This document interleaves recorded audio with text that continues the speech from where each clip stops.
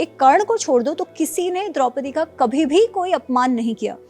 इस बात को कि वो पांचों पतियों की पत्नी है उसे एक्सेप्ट भी कर लिया गया, उनको उतना ही आदर भी मिला। जहाँ तक अर्जुन, तो अंत में जो एक प्रसंग आता है तब ये कहते हैं कि हम 5 पांडव और द्रौपदी तो अलग अलग शरीरों में एक ही आत्मा है। लेकिन फिर चीरहरण भी तो हुआ था उनका, तो वो तो हाँ, वो तो बहुत गलत ही हुआ था और इसका तो कोई जस्टिफिकेशन है ही नहीं।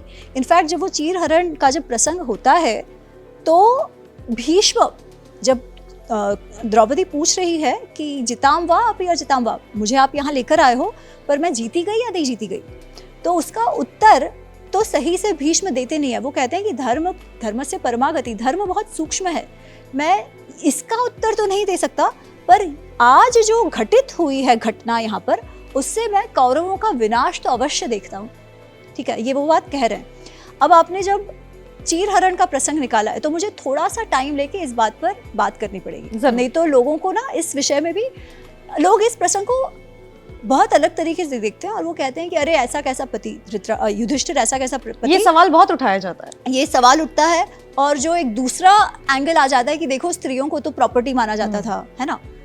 तो पहली बात ये याद रखनी चाहिए कि ये जो समझ है ना कि युधिष्ठिर को व्यसन था एकदम, वैसा नहीं है। जब उनको पहली बार विदुर कहने जाते हैं कि भाई आपको बुलाया गया है ये द्यूत क्रीड़ा के लिए, तो वो कहते हैं, युधिष्ठिर कहते हैं अरे द्यूत से तो परिवार में कलह हो जाता है, कुटुंब में द्यूत नहीं खेलना चाहिए।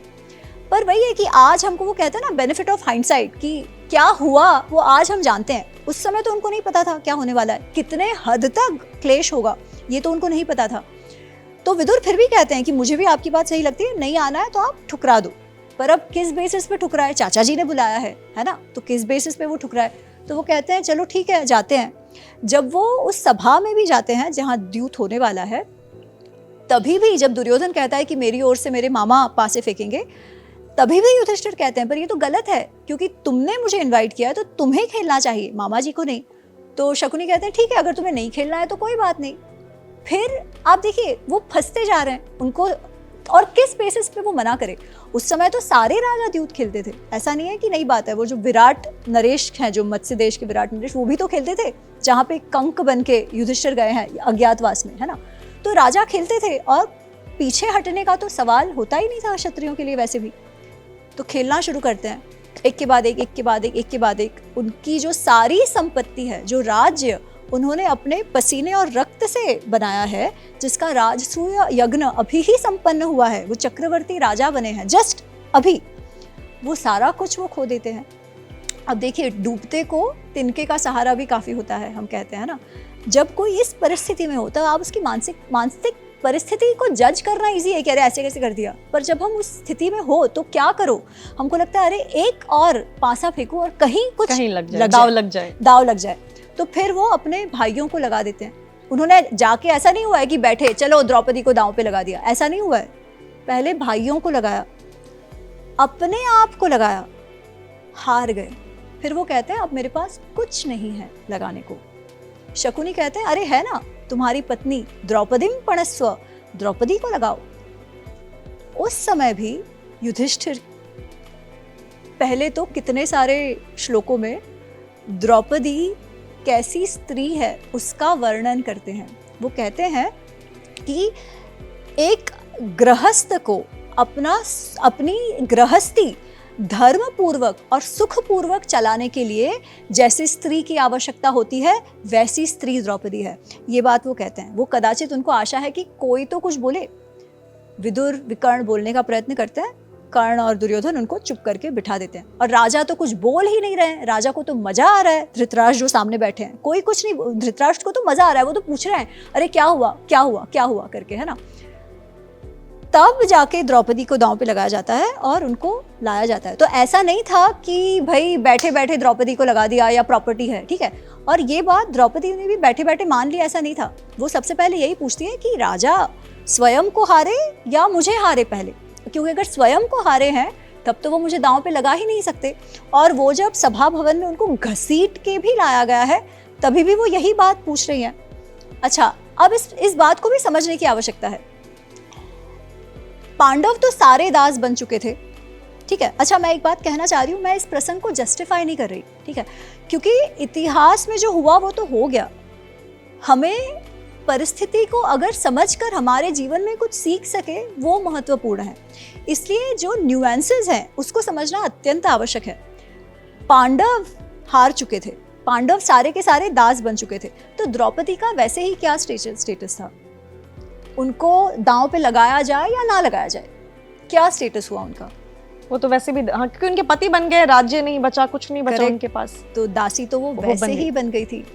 अब सोचिए इसका उत्तर देना कि मैं जीती गई या ना जीती गई, क्योंकि अगर वो ये कहे कि नहीं नहीं, जो राजा हार गए तो तुम्हें दांव पर लगाने का उनके पास कोई अधिकार ही नहीं है, तो फिर जो वैवाहिक जीवन है उसकी क्या सैंक्टिटी रही? ठीक है, तो उसका अर्थ ये क्या पति पत्नी अलग हो गए? इनफैक्ट जब द्रौपदी ये प्रश्न पूछ रही है तो कर्ण कहता है, वो कहता है कि अगर तुम मानती हो कि राजा को तुमको दांव पे लगाने का अधिकार नहीं है और तुम दासी नहीं बनी, तो ये तो दास बन गए, ये तो तुम्हारे पति रहे ही नहीं वैसे, अब तुम किसी और को चुन लो।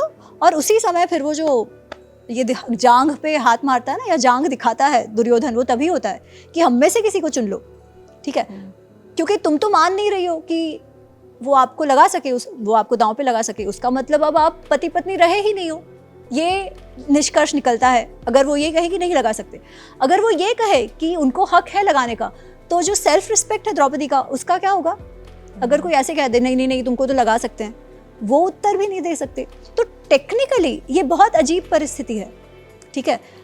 और अगर दूसरे एंगल से देखा जाए तो अगर ये प्रसंग नहीं होता तो आज हम बैठ के यहाँ महाभारत की बात ही नहीं कर रहे होते, क्योंकि सारे के सारे तो दास बन गए थे, सारे अस्त्र शस्त्र, सारी संपत्ति, सब कुछ चला गया था, और वो तो शत्रु के मुख में थे, राइट। वो तो ये सारा हो हल्ला हुआ जो एक स्त्री के लिए कभी ना हो, कभी कोई स्त्री के साथ वैसा ना हो, पर वो हुआ। और फिर जिस प्रकार गीदड़ और कुत्ते भौंकने लगे वगैरह वगैरह, और जब भीम ने ये प्रतिज्ञा ले ली कि मैं तो तुम्हारी जांघ तोड़ के मार दूंगा और दुशासन का लहू पी लूंगा वगैरह वगैरह, तब धृतराष्ट्र अत्याधिक डर गए, क्योंकि अब अपने पुत्रों पे आ गई, राइट बात। तो वो अत्याधिक डर गए और उन्होंने कहा नहीं नहीं नहीं नहीं, जाने दो द्रौपदी, तुम मुझसे वर मांगो और मैं तुम्हें दे दूंगा। तो पहले वो कहती है कि मेरे जो युधिष्ठिर है, जो राजा है, उनको आप दासत्व से मुक्त करिए। तो पहले वो मांगती है, तो वो धृतराष्ट्र कहते हैं ठीक है, दिया। फिर दूसरा वो कहती है कि मेरे जो बाकी 4 पति हैं उन सबको दासत्व से मुक्त करिए और मेरे सारे पतियों को उनके शस्त्र लौटा दीजिए। धृतराष्ट्र कहते हैं दिया, तुम और मांगो।